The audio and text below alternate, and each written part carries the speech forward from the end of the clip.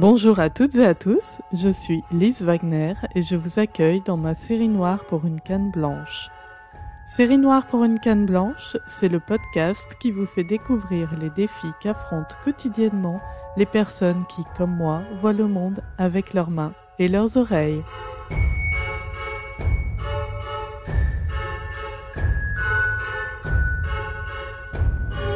Aujourd'hui, pour ce 5e épisode, je vous invite à embarquer avec moi dans les galères des aéroports. Je ne connais personne qui ne ressente aucune appréhension à l'idée d'un voyage en avion.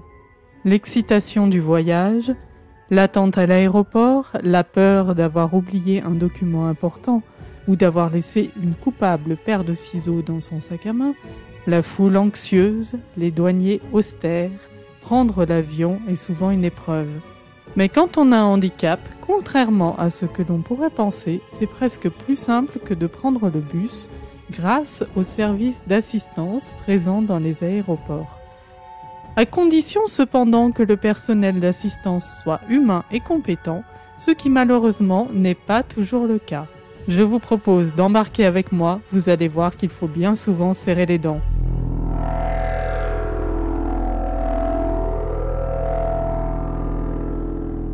Tout d'abord, sachez que quel que soit votre handicap, le fauteuil roulant est obligatoire, et ceci même si vous êtes acrobate ou marathonien. On pourrait penser que le personnel des aéroports est formé à reconnaître les différents handicaps et à s'adapter aux besoins spécifiques de chacun. Mais il n'en est rien. Dans beaucoup d'aéroports, même encore aujourd'hui, vous avez demandé un accompagnement, on vient vous chercher en fauteuil roulant. Ça m'est arrivé au Maroc, en Espagne, en Allemagne, en Irlande, en Pologne et tout récemment encore au Canada. Alors, non seulement on vient vous chercher avec un fauteuil roulant alors que vous n'en avez pas fait la demande, mais en plus, il arrive qu'on vous oblige à vous asseoir dedans. Alors, peut-être que vous vous dites, oui, c'est certainement plus simple de s'asseoir dans un fauteuil roulant que de traverser à pied l'immensité des aéroports.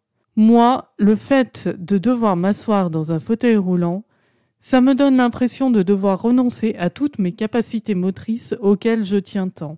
À chaque fois que ça m'est arrivé, il a fallu que j'argumente, que je mette en avant mes exploits sportifs pour avoir le droit d'être simplement guidé sur mes deux jambes. Les agents de l'assistance aéroport prétextent souvent que c'est plus facile pour eux de nous emmener en fauteuil roulant. Mais où est le choix du client ? Propose-t-on à une personne qui ne peut pas marcher de lui bander les yeux pour qu'elle ne voie pas comment on la traite ? J'ai déjà entendu plusieurs personnes déficientes visuelles dire que ça ne les dérangeait absolument pas d'être poussées dans un fauteuil roulant. Mais moi, ça m'est absolument insupportable, d'autant plus que j'aime marcher et j'aime particulièrement me dégourdir les jambes quand j'ai passé 8 heures assise pliée dans un avion. Alors même si ça part d'une bonne intention, non merci, je préfère largement marcher.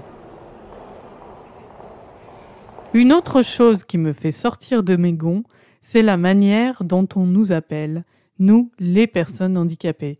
Par commodité, les services d'assistance des aéroports utilisent des codes pour désigner les personnes selon leurs besoins spécifiques. Ce sont des codes avec des lettres pour désigner par exemple une personne aveugle qui a besoin d'accompagnement, une personne à mobilité réduite qui marche, une personne à mobilité réduite qui se déplace en fauteuil roulant, etc. Chaque besoin spécifique a son code. Mais ce qui est fort, c'est que les employés de l'assistance n'ont absolument aucun scrupule à utiliser ce langage déshumanisant devant les clients qu'ils accompagnent. Un blind, une chaise. Là encore, c'est peut-être un peu d'orgueil mal placé de ma part, mais j'ai quand même du mal à accepter d'être traité comme un colis. J'ai le souvenir particulièrement d'un voyage Lyon-Francfort, un voyage somme toute assez banal que beaucoup de gens d'affaires font régulièrement. Moi, c'était pour me rendre au plus grand salon européen sur la déficience visuelle, le salon Side City. J'avais pris pour me rendre à l'aéroport la navette Rhône Express, donc qui part de la gare de Lyon-Part-Dieu pour amener à l'aéroport Saint-Exupéry. Une fois installé dans la navette, j'ai demandé au chef de bord de prévenir l'assistance de mon arrivée, l'assistance que j'avais bien sûr réservée au préalable, puisque c'est une obligation de devoir la réserver bien à l'avance, généralement en même temps qu'on réserve son billet d'avion. J'arrive sur le quai, personne. Ce jour-là, il faisait vraiment froid. Personne. Au bout d'une demi-heure, toujours personne.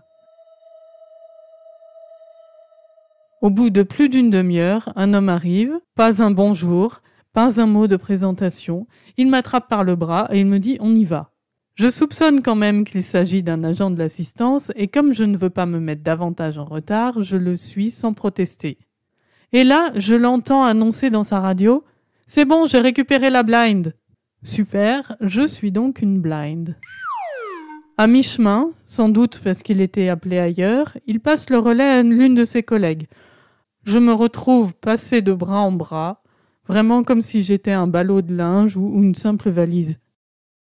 Du fait que j'ai attendu longtemps à mon arrivée, nous arrivons en retard à l'embarquement et alors que normalement les passagers en situation de handicap sont embarqués avant les autres, là l'embarquement a déjà largement commencé. Mon accompagnatrice, toujours aussi peu aimable, me fait courir jusqu'à la porte de l'avion et me jette comme un paquet au steward qui faisait l'accueil des passagers.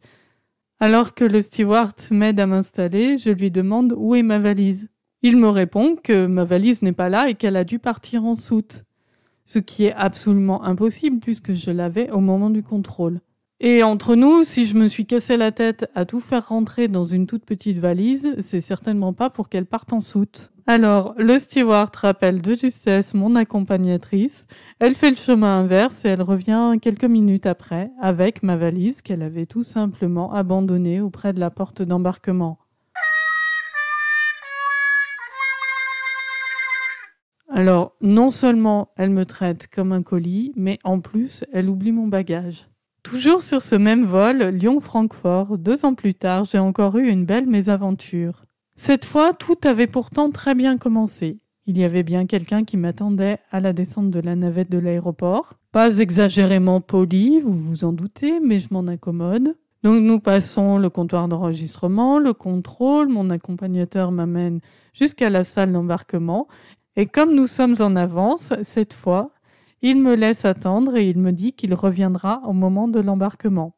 L'emplacement me semble un petit peu isolé, mais comme toutes mes formalités sont en règle et que je sais que je suis enregistrée comme une personne handicapée nécessitant l'assistance, je suis parfaitement sereine.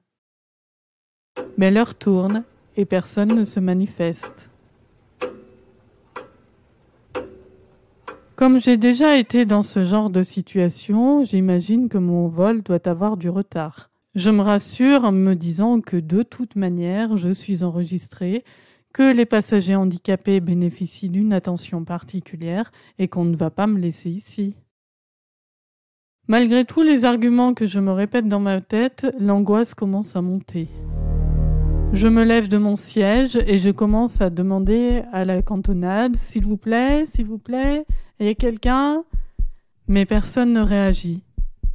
Finalement, je pense à mon téléphone dans lequel j'ai pris la précaution d'enregistrer le numéro de téléphone de l'assistance. Là, je tombe sur une voix féminine un petit peu fatiguée, du genre pas très envie de travailler.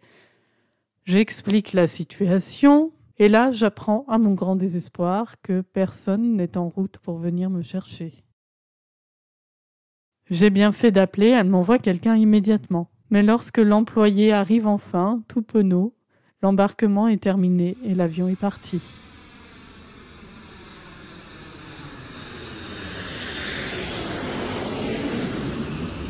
Il a beau être super adorable, j'explose. Et moi qui pensais que dans un aéroport, tout était ultra sécurisé. Moi qui pensais que les passagers manquants étaient systématiquement appelés au micro. Moi qui pensais que l'assistance aux personnes handicapées prenait soin des personnes dont elle avait la charge. Et ce que j'apprends n'a rien pour m'apaiser, le prochain vol décolle 4 heures plus tard. Et quand je demande des explications sur ce qui vient de se passer, comment on a pu m'oublier, on me répond qu'on m'a confondu avec une autre personne en fauteuil roulant qui n'avait pas demandé l'assistance et qui s'est présentée à l'embarquement. Vous voyez le rapport ? Moi, j'avoue que toujours pas, même des années après. Aujourd'hui, j'aimerais me convaincre que les choses ont changé. Malheureusement, je lis régulièrement des témoignages de personnes handicapées maltraitées dans les aéroports. Par exemple, une amie non-voyante que le personnel d'assistance a fait attendre plus d'1 heure sur le quai d'arrivée de la navette Rhône Express et lui a fait manquer son vol pour Istanbul. Ou encore le président de la commission accessibilité de la CFPSA, qui rassemble les associations de personnes déficientes visuelles sur le plan national, qui a été tout récemment oublié dans un avion pendant plus de 45 minutes, alors que tous les passagers étaient sortis. Sans compter le refus de vendre un billet d'avion à un couple de non-voyants accompagnés de leur petite fille de 2 ans, ou encore le refus d'embarquement d'une personne en fauteuil roulant malgré toutes les précautions qu'elle avait prises pour réserver un siège sur lequel elle avait suffisamment d'espace. Bref, vous l'aurez compris, l'accès au voyage aérien pour les personnes handicapées est encore loin d'être totalement garanti. J'aurai sans doute au moins autant d'anecdotes à raconter sur les voyages en train et le service d'assistance Accès+. Je pense que ça fera l'objet d'un prochain épisode.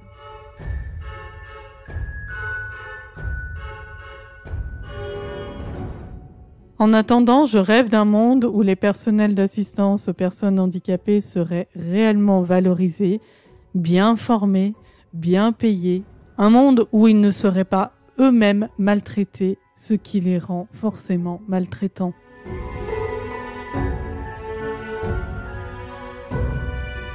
Je connais les problématiques des services d'assistance. Surcharge de demandes, difficultés de planification, turnover important. Mais justement, si ces métiers étaient valorisés, nous n'en serions pas là.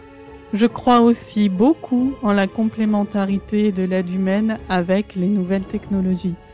Si j'avais été en mesure de rejoindre par moi-même la porte d'embarquement grâce à un système de navigation indoor, par exemple, je n'aurais certainement pas manqué mon vol. J'espère que cet épisode vous a plu. Le mois prochain, nous partirons à la découverte des trottoirs de nos villes et de leurs terrifiants envahisseurs. Vous venez d'écouter Série Noire pour une canne blanche, un podcast proposé par Okinea.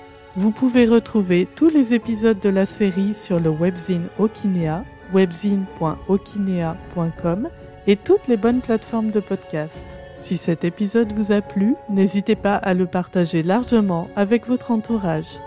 Quant à moi, je vous retrouve très bientôt pour un nouvel épisode de mes aventures. Pensez à vous abonner pour être sûr de ne pas le rater. D'ici là, vous pouvez reprendre une activité normale. Portez-vous bien!